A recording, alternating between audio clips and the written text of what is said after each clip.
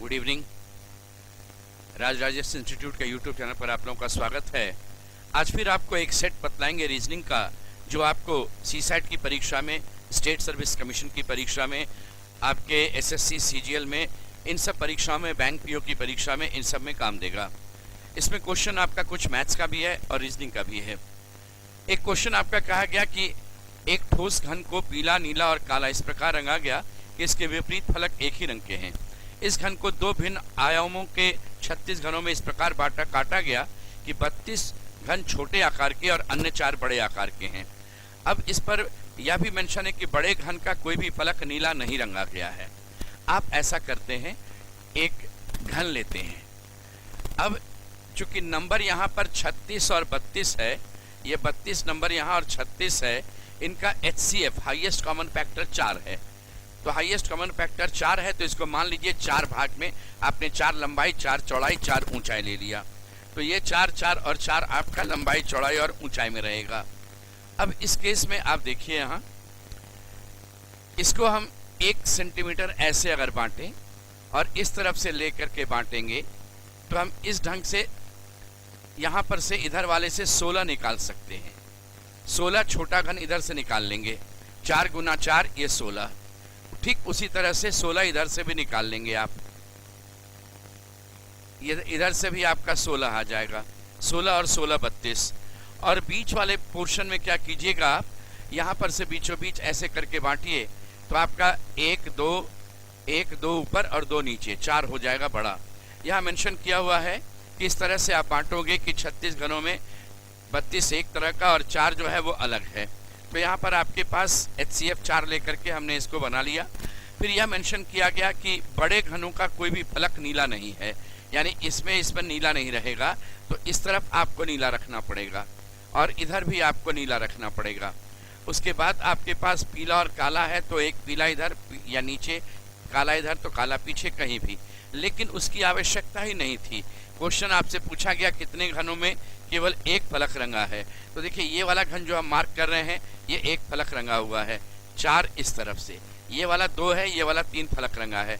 एक फलक रंगा हुआ 4 इधर रहेगा और 4 इधर रहेगा। बड़ा घन में तो रहेगा ही नहीं, बड़ा घन तो हमेशा 2 फलक रंगा होगा। तो 4 इस तरफ और 4 इस तरफ, टोटल 8 हो जाएगा आपका आंसर इसमें। नेक्स्ट क्वेश्चन में आपका कहा गया PQR 3 नगर है। P और Q के बीच की दूरी 60 किलोमीटर है, जबकि P और R के बीच की दूरी 80 किलोमीटर है। Q P के पश्चिम में है। सबसे पहले हम डायरेक्शन की बात करेंगे। ये P है, P से Q पश्चिम में रहेगा। और फिर मेंशन है और R P के दक्षिण में है, R इस तरफ रहेगा, इसके दक्षिण में। अब दूरी की बात करेंगे। P और Q के बीच की दूरी 60 किलोमीटर है, P और R के बीच की दूरी 80 किलोमीटर है। अब क्वेश्चन आपसे है Q और R के बीच की दूरी कितनी होगी। ये इसके बीच की दूरी होगी। ये एक तरह से राइट एंगल ट्रायंगल बनेगा जिसमें हाइपोटेन्यूज हो जाएगा। ये अगर आप बेस मानते हैं तो ये परपेंडिकुलर, या ये परपेंडिकुलर तो ये बेस हो जाएगा। और जैसा आप पाइथागोरस का जानते हैं कि h is equal to √p² plus p² होता है। तो परपेंडिकुलर अगर आप ले रहे हैं 80, तो 80 का स्क्वायर और ये 60 का स्क्वायर √अंडर होगा। ये आपका 6400 और ये 3600, ये √अंडर रहेगा। 64 और 3600 हो गया, 2 0 बैठ गया, आपका 10,000 हो गया √अंडर में। तो इसमें इस केस में जब h की बात करेंगे, √अंडर वाला हटेगा तो आंसर 100 हो जाएगा। आंसर रहेगा आपका 100 किलोमीटर, ऑप्शन नंबर डी। अगले क्वेश्चन में आपसे कहा गया कि A started from his house and walk 20 metre towards east. ये A है, अपने घर से चला और ईस्ट में ये बढ़ता है 20 metre. Where his friend B joined him, और इसी जगह से B भी ज्वाइन कर लिया। They together walk 10 metre in the same direction. अब देखिए 10 मीटर यहाँ पर आया। इसके बाद क्या किया, they walk together 10 metre same direction, then A turned left. A अब यहाँ से क्या किया, लेफ्ट मुड़ गया। इधर ऐसे आ रहा था ना, तो बायां उधर हो जाएगा, A इधर मुड़ गया लेफ्ट में। जबकि B जो है वह राइट मुड़ता है। वाइल B टर्न्ड राइट, ये यहाँ से दाहिने मुड़ गया, B इस तरफ आ गया। A ऊपर चला गया था, B नीचे आ गया। इसके बाद देखिए मेंशन कर रहा था B turned, then A turned left while B turned right and traveled 2 meter and 8 meter respectively. ये 2 मीटर इधर गया, ये 8 मीटर इधर आया।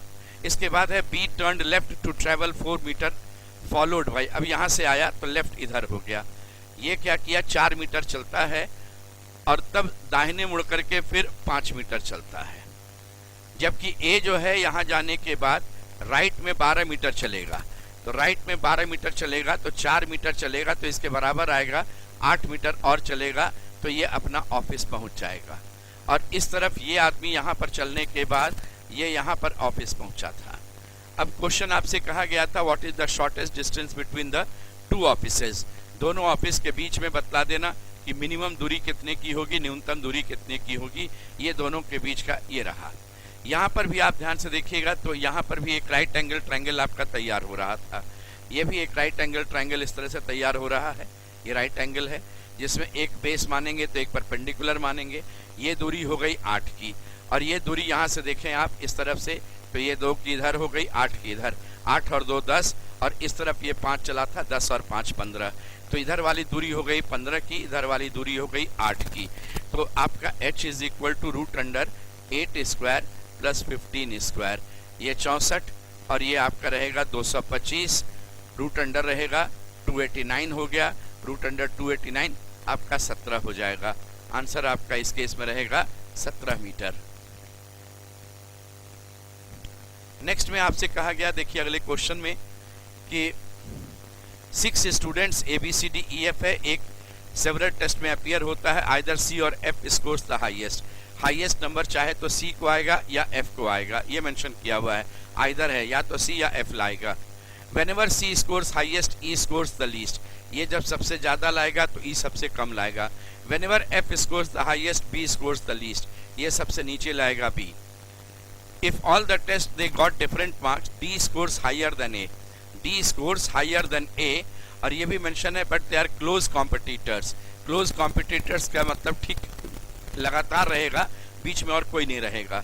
A scores higher than B, A ने B से ज्यादा अंक प्राप्त किया, ये चीज हुआ, और C scores higher than A, इससे ऊपर C रहेगा। आपके पास इंफॉर्मेशन जो था वो समाप्त हो गया। देख लीजिए 6 विद्यार्थी ABCDEF कई परीक्षाओं में बैठे, या तो C या F जो है वो टॉप करता है। जब C टॉप करता है तो E बॉटम में रहेगा, जब F ज़्यादा लाएगा तो B बॉटम में रहेगा। सभी परीक्षाओं में अलग अलग प्राप्त हुए। D का प्राप्तांक A के प्राप्तांक से अधिक है, D को A से ज़्यादा है लेकिन निकट प्रतिस्पर्धी हैं। A का प्राप्तांक B के प्राप्तांक से अधिक है, B को नीचे आया A से, और C को A से ज़्यादा मिला। अब क्वेश्चन क्या है देख लीजिए, टोटल 6 मित्र है, किसी को बराबर नहीं मिला तो हम यहाँ पर 6 पोजीशन बना देते हैं। If A stand second in the ranking, बोले आपका F stand second in the ranking, F आ गया सेकंड। जब F सेकंड होगा तो निश्चित है C फर्स्ट होगा, क्योंकि आइदर C और F फर्स्ट होता है, और जब C फर्स्ट होगा तो E बॉटम में जाएगा, 6 नंबर पर E होगा। अब इसमें 3 आदमी का नाम बच गया, D, A और B, और ये संयोग से सीक्वेंस मालूम है, D, A और B ऐसे रहेगा। अब क्वेश्चन आपसे ये पूछा गया कि B का स्थान क्या है बतलाओ, तो B 1 2 3 4 5, ये 5वें नंबर पर होगा। आंसर आपका ऑप्शन नंबर C रहेगा। अगले क्वेश्चन में कहा गया कि आपको कुछ इंफॉर्मेशन दे करके पूछा गया कि कौन सा इसमें से इंफॉर्मेशन पढ़िए और इसके बाद उत्तर दीजिए। Twice the weight of Sohan is less than the weight of Mohan और दैट ऑफ रोहन, तो सोहन के वजन का दुगना मोहन के वजन या रोहन के वजन से कम है। ये मोहन के वजन से भी कम है और रोहन के वजन से भी कम है। इसका ये मतलब हो गया इसका दुगना इससे कम है, तो सोहन सबसे वजन का नहीं होगा, ये कंफर्म है। सोहन का वजन अधिकतम है, ये आप कंफर्म है कि गलत है ये। फिर सेकंड इंफॉर्मेशन कहता है twice the weight of Rohan is greater than the weight of Mohan और दैट ऑफ सोहन। सेकंड कहता है कि twice the weight of Rohan, Rohan के वजन का दुगना, ये twice the weight of Rohan is greater than weight of Mohan और दैट ऑफ सोहन। इसका जो ट्वाइस है वो सोहन से या मोहन से के वजन या सोहन के वजन से अधिक है। इस केस में भी आपका RS से ज़्यादा है कि नहीं है, RM से ज़्यादा है या नहीं है, ये क्लियर नहीं हो पाएगा। यानी आप इनके विषय में भी नहीं बतला सकते हैं कौन सबसे ज़्यादा वजन का है। तो हम ये कहेंगे, पूछा गया था क्या सही है बतलाओ, तुम नहीं किसी के विषय में कह सकते हैं कि R सबसे ज़्यादा या S सबसे ज़्यादा या M सबसे ज़्यादा है, ये नॉट क्लियर है। कहा गया कि किसी सम्मेलन में कुल 100 प्रतिभागियों में से 70 भारतीय हैं। यहाँ हम 100 लेते हैं, इसमें से 70 भारतीय हो गए, तो 30 जो है वो विदेशी हो गया। इसके बाद कहा गया कुल प्रतिभागियों में से 60 शाकाहारी है। बोले कुल में से 60 शाकाहारी है, तो 60 शाकाहारी कैसे हो सकता था, क्या क्या हो सकता था? 60 पूरा का पूरा वेजिटेरियन इससे होता, इससे 0 होता, और मान लीजिए एटमोस्ट 30 इससे होता तो 30 इससे होता वेजिटेरियन। तो इस केस में आपसे कहा गया कौन सा कथन सही है बतला दो। कम से कम 30 भारतीय प्रतिभागी शाकाहारी हैं।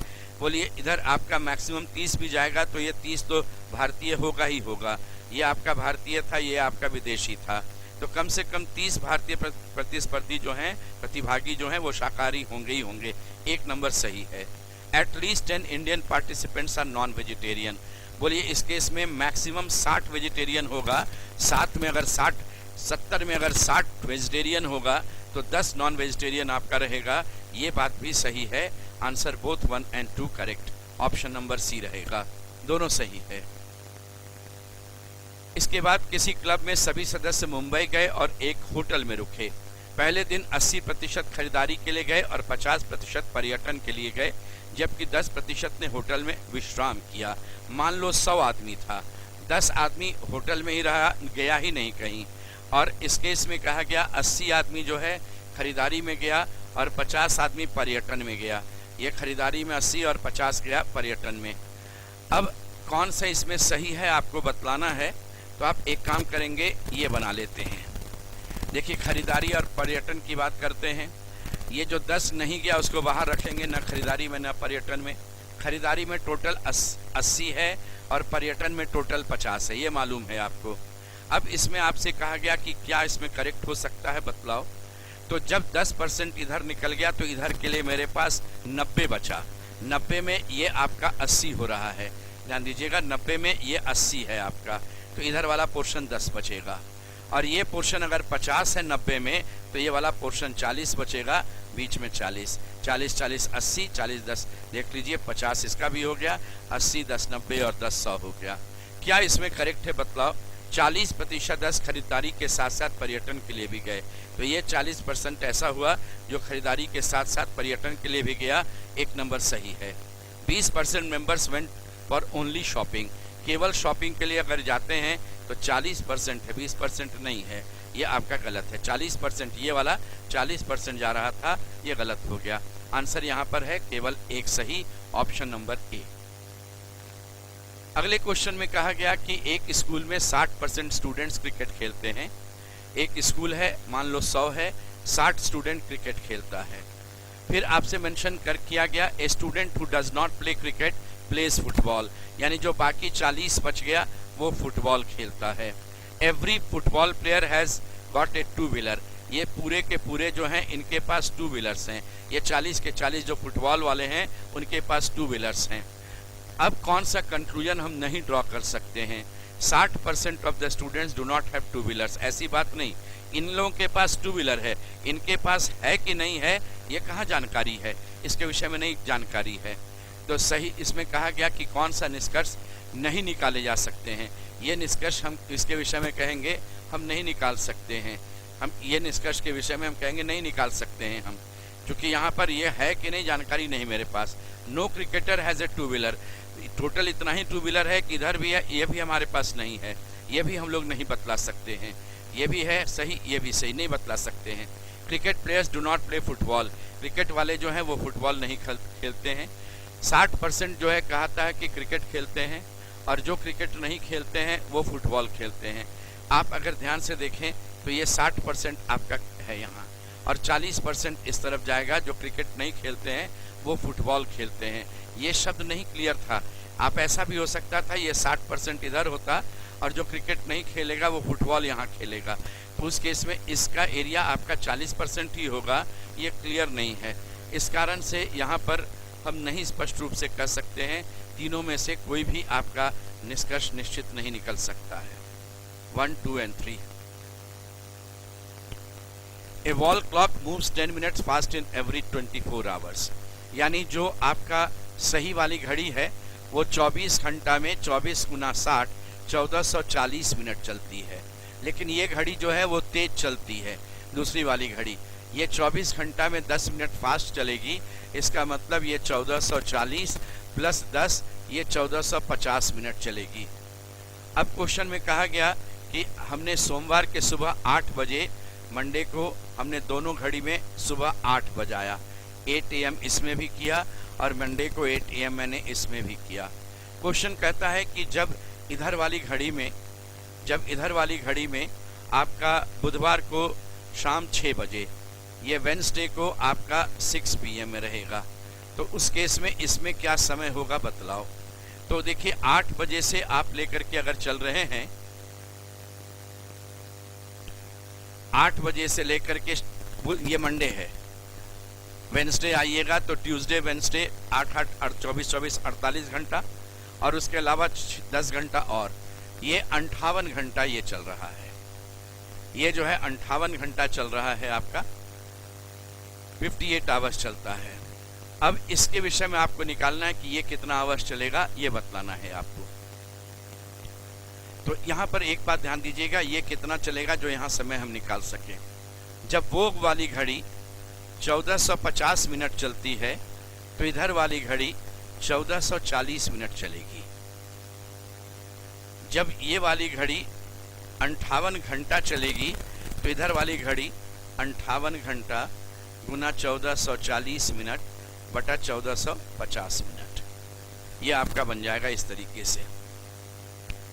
आप इस केस में यहीं पर से चाहें तो आवर के रूप में ही निकाल सकते हैं, या इस केस में आप मिनट में भी कन्वर्ट करके निकाल सकते हैं। देखिए अभी क्या होता है, मिनट मिनट कैंसिल कर देते हैं हम, ये 0 और यहाँ 0 भी कैंसिल करते हैं।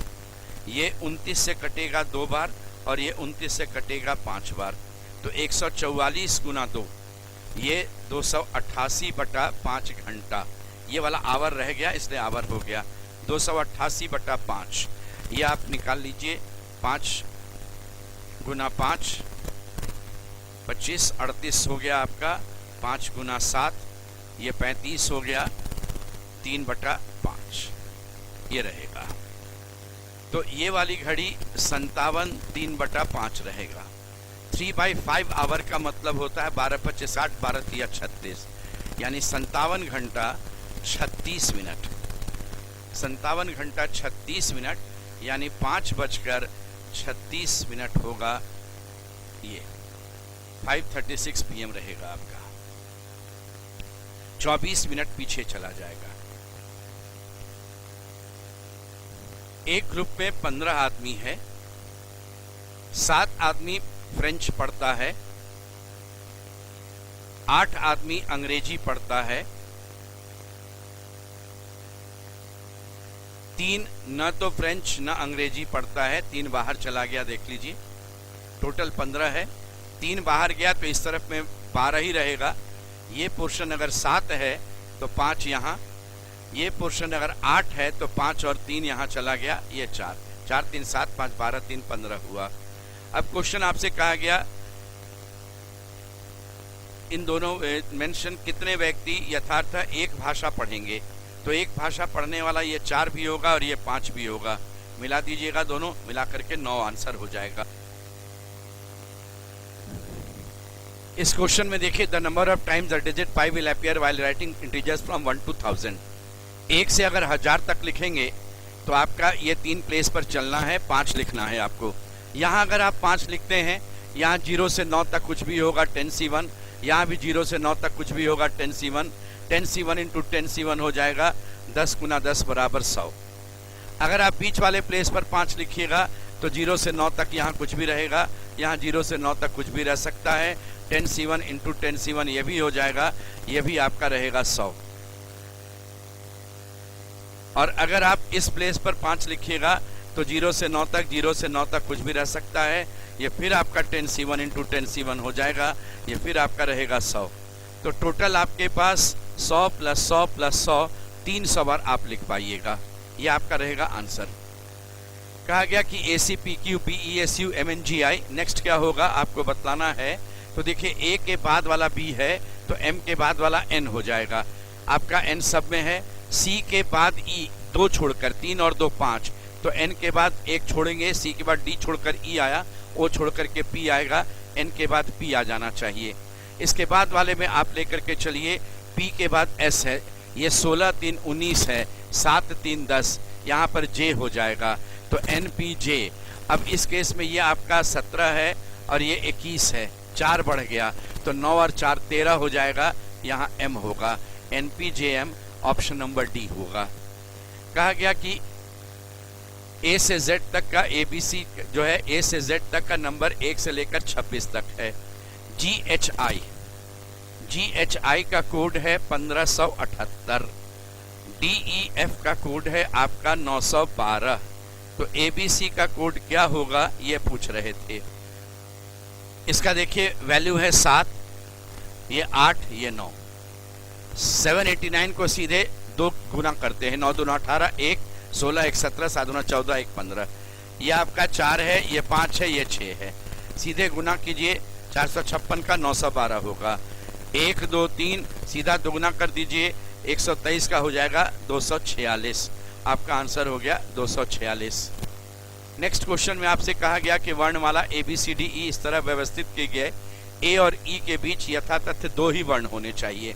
मान लो ए यहाँ, 1 2 के बाद ई यहाँ, रिवर्स भी हो सकता है, ए यहाँ और ई यहाँ। अब इस केस में 4 हुआ, 5वां उधर भी जा सकता है, 5वां इधर भी, तो 5वां इधर भी ले सकते हैं, 5वां इधर भी। इसके लिए हमने क्या किया, 2C1, एक बार इधर से के लिए, एक बार इधर के लिए। लेकिन अब जब बनाने चलेंगे तो किरसी एक तरफ से बनाइए। अब देखिए ये 3 जगह पर आपका हम ये 2C1 इसलिए लिए क्योंकि जो एक प्लेस बच गया था वो बाएं जाएगा कि दायां जाएगा उसके लिए। अब ये 3 प्लेस 1 2 3, ये 3 के लिए BCD आएगा फैक्टोरियल 3, ये फैक्टोरियल 3 जाएगा। अब ए और ई में से कौन बायां रहेगा कौन दाहिना रहेगा, इसके लिए फिर 2C1, ये BCD का अरेंजमेंट था। और ये आपका था कि जो एक एक्स्ट्रा सीट है वो लेफ्ट सीट रहेगा या राइट में रहेगा, वो निकालने के लिए 2C1 का वैल्यू 2, फैक्टोरियल 3 का वैल्यू 6, 2C1 का वैल्यू 2। फैक्टोरियल 3 निकलता है 3 गुना 2 गुना 1, 2 गुना 6 12, 12 गुना 2 24। आंसर इसमें आपका 24 था।